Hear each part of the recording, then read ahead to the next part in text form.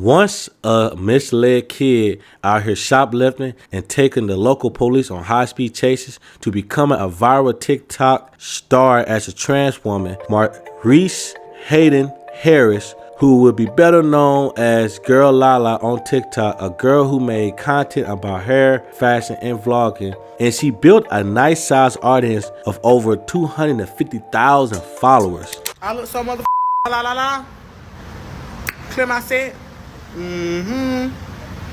Yams.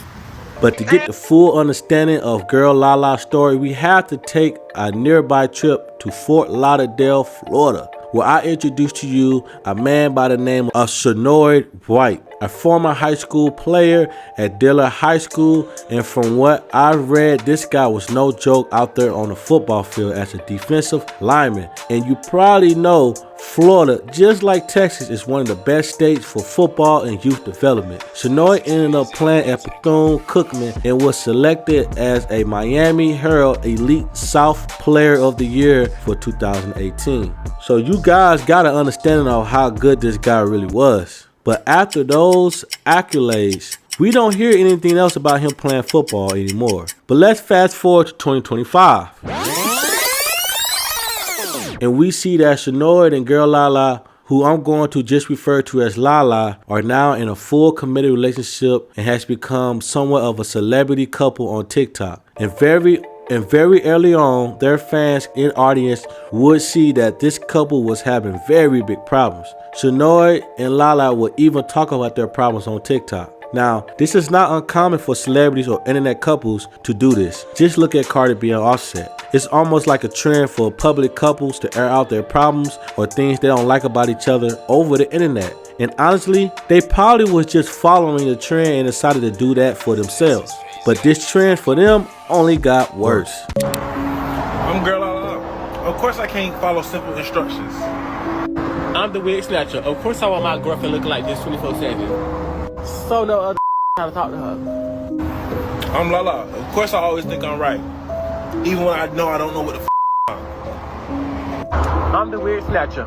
Of course when my girl tell me she going somewhere, I try to make her stay home. Now, Lala oftentimes, as many fans will point out, that she would state that her boyfriend was very possessive and was trying to get her hurt. Now, one of the interesting things about this situation is that Shanoid had a daughter, which means he had a baby mama. So you know, this lifestyle that he was living with Lala was probably unusual for him, especially being so out in the open with it. My preference, I like women. I like trans women. Okay, what they call that is they call that being trans attracted. But I also like women. I'm not pansexual, cause that mean you date anybody. I'm not bisexual, cause that mean technically I like men. No, I like women and trans women. There's a name for that. It's called being trans attracted. Now whether you agree, that's on you. I can't fix that. Some people don't believe in it. Some people say I just like men in wigs and this or that. Well, whatever. I'm telling you what it is. So, guys, imagine you're an ex-football player, an ex-star football player at that, in Florida, and you ended up dropping out of Bethune-Cookman, and now you're in a full TikTok relationship with Lala, who many people would consider your girl Lala to be a man, and now you're online trying to defend your sexuality, you know, explaining that you like trans women and that doesn't make you gay. And all of this is being documented on TikTok for the world to see. People who knew you before you started dating Lala is now seeing you on TikTok dating Lala. And they probably don't recognize who you've become. Along with all the jokes and memes and fans and internet trolls talking about you, many would say that this had become a pressure point within their relationship. Not to mention, he claimed to be in love with Lala and was crazy about Lala. So crazy about Lala that he allegedly was doing things like this. Bruh, it's 1 something in the morning. Why is I'm outside at McDonald's sitting on the floor? Cause decided to pop up to my friend house shot like, bruh, I don't know what my mama done blessed me with. But Fat One doing this thing because it got a nigga like literally outside my friend's house, like 2 miles away, trying to get to me. Like, Now, hearing what Lala was saying in that video, someone would assume that he was trying to delete Lala that particular day. And one of the things that I don't like that Lala said was, you know, it must be this good cat my mama gave me that got him acting crazy. And you hear guys say stuff like that all the time too, like it's this good D that got her acting crazy. And I just feel like if your bed game was that good, I don't think your partner would be trying to unalive you. You know, they may send you a long paragraph, block you for a couple of days, and do other kinds of petty stuff when they're mad at you. But trying to take you off this earth should be the last thing on their mind. But you know, in the black community, we tend to think that if someone is being mentally ill towards us in a relationship, means that our bad game is crazy. Now, in late October, early November, these two was having some issues. Lala ended up getting arrested, and then these voice messages of Shanoy ended up getting leaked online. I don't miss this. I don't like this. I hate everything about this. And that's the God honest truth. I just deal with her because there's no escape for me. There's nowhere for me to go. What woman is gonna want me? I don't want to deal with all I ask for real. When we happy, we happy. But that'd be so rare. I could give a fuck about that relationship. And she know. Right before she went to jail, I asked God, I say, if this relationship not for me, please remove these people out of my life. And her ass went to jail. What we talking about?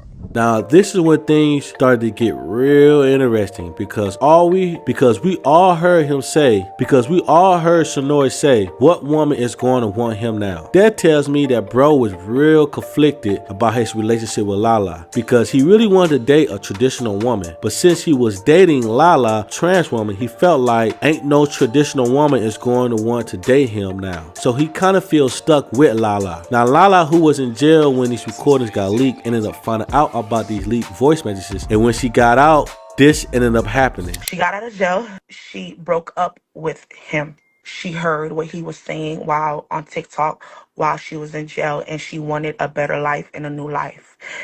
He couldn't accept it. A trans that made him come out gay try to break up with him. He's like, hold on, you're breaking up with me, and it's hard for me to go back straight because I went public with you. Girl, I was out for 2 weeks, and he used to drive at the family friend house.